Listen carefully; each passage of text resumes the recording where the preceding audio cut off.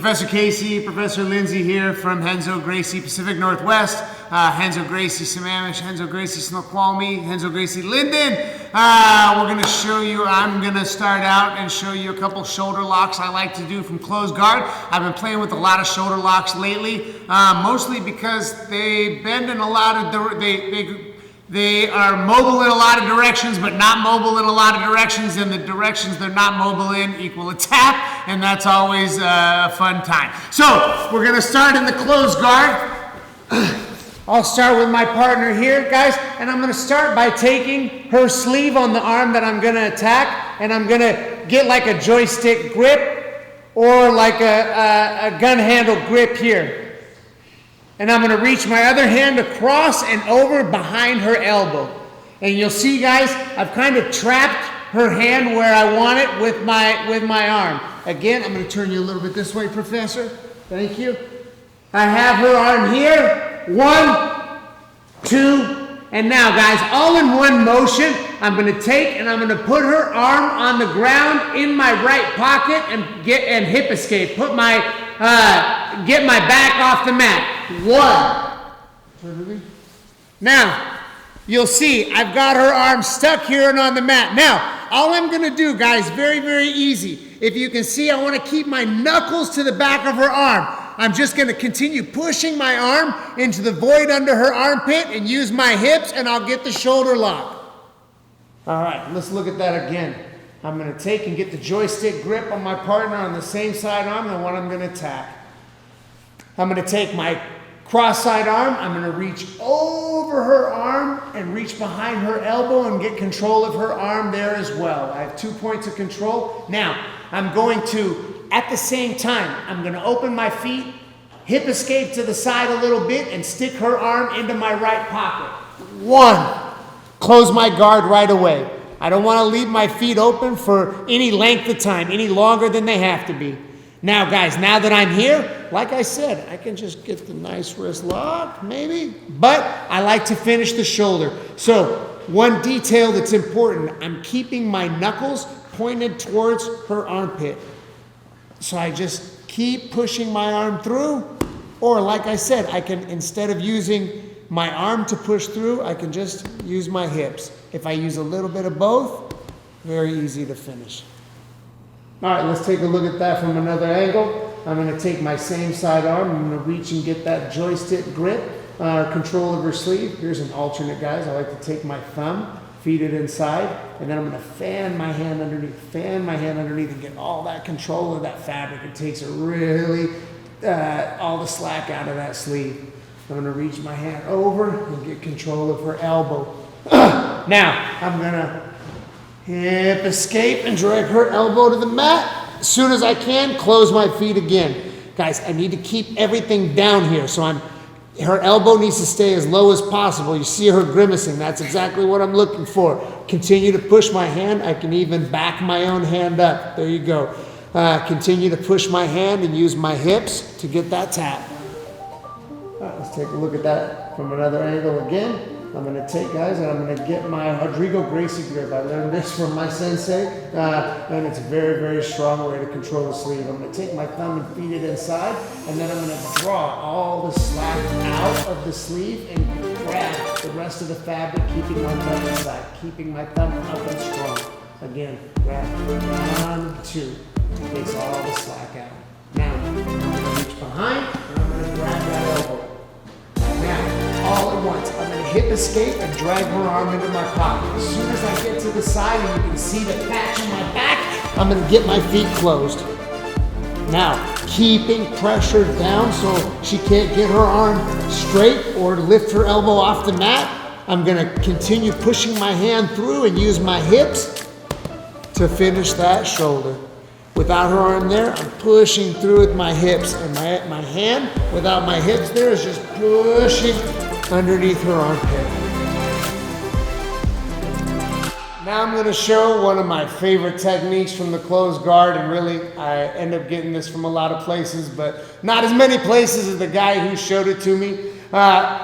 His name's Professor Ben, and I call it the Benny Plata. He won't call it that because he's humble. I call it the Benny Plata. So we're gonna start. I'm gonna take and get control of my partner's lapel. My partner's lapel is a big rope tied to their neck, and it allows me to control their posture. So beyond just attacking my partner, I can control them with their lapel, and I opt for that in a lot of cases. So I'm gonna reach up, take my partner's lapel. Now, I'm gonna have my hand down here. Ultimately, that will pummel for an underhook. So again, I'm gonna reach up, grab my partner's sleeve on the opposite side of where I'm gonna attack, and I'm gonna rest my hand on the side where I'm going to attack. All at once, I'm gonna pull with my legs and my arm and drag her forward. 1. See her arm flared? I'm gonna pummel my hand in, and I'm gonna get a shallow underhook. I do not want this too deep, guys. I want a shallow underhook here to start. Now, my hand that was on her lapel is gonna switch to pushing her face away. At the same time I start pushing her face away, I'm gonna use my leg as a pendulum to get myself turned to the side. Now I'm gonna drag my leg out and go right over her head.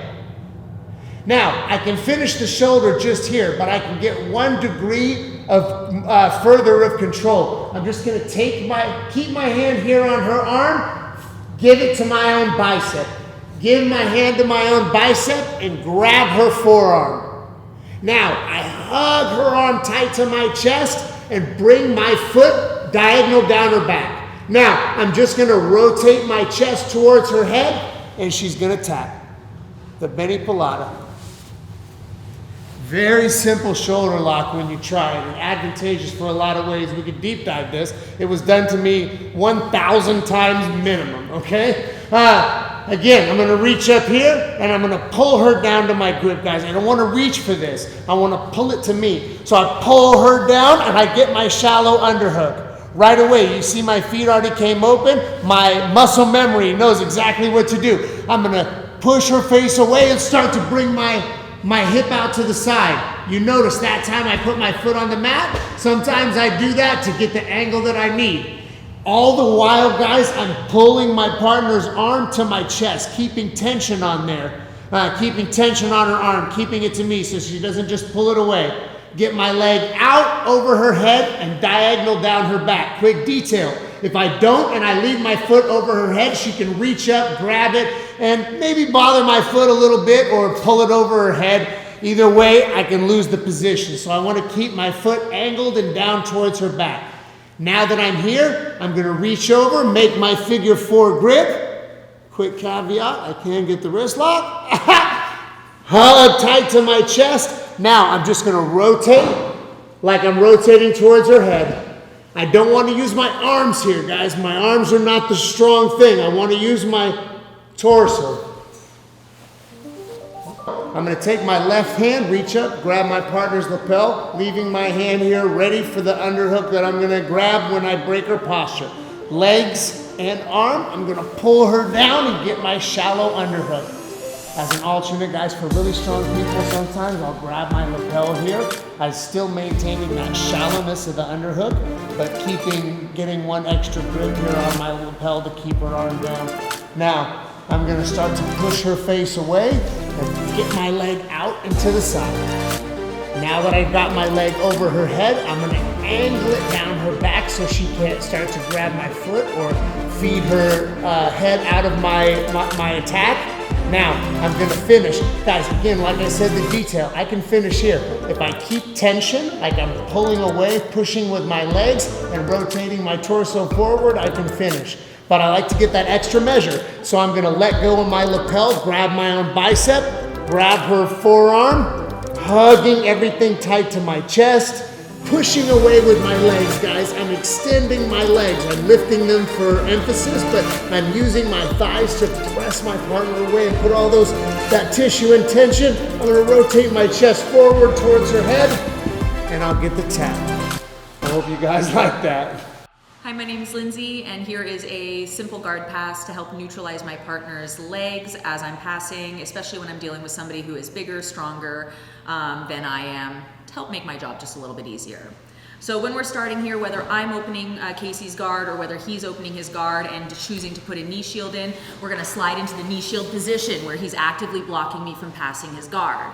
Now the knee shield can be a little bit difficult to pass sometimes, and I like to neutralize this by taking my hand that's closest to his hip and his foot, and I'm bringing it back to my hip so that as I scoop around, I'm scooping up his toes with my elbow pit. Now, his knee shield naturally collapses a little bit. He's got kind of bad knees, but sometimes, especially with flexible partners, they can keep that knee shield up. I'm still driving in to keep an active base, but as soon as I get that toe coiled up, I'm smashing his knee down and sprawling with my chest, nice and heavy, not letting go of those toes.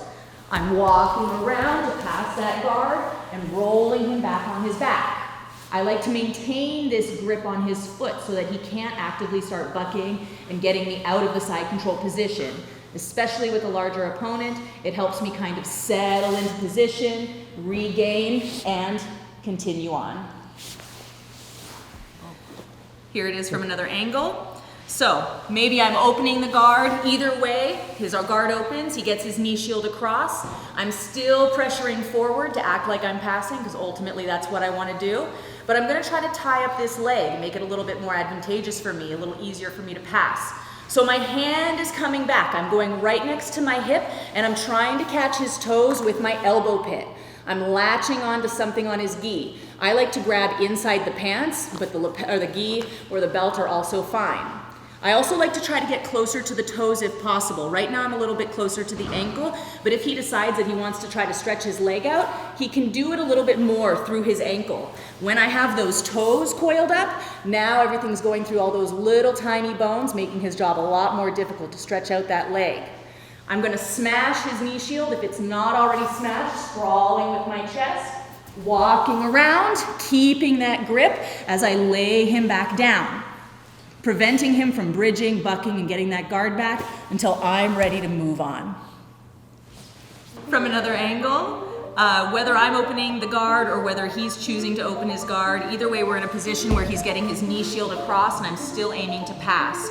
To try to neutralize this leg and make my job a little bit more difficult, I'm pulling back and I'm capturing the top of his toes with my elbow pit. I want it on the inside of my elbow. We're smashing that knee down, heavy with our chest in a sprawl, driving around and driving forward. I like to keep this grip, elevating one of his hips and keeping his foot pinned to his hip so that he has less recourse trying to bridge, buck, or get his guard back. I can hang on here for a long time until I'm ready to let that position go and move on, letting him drain his battery while I still keep mine full, helping me out just a little bit. Plus we're just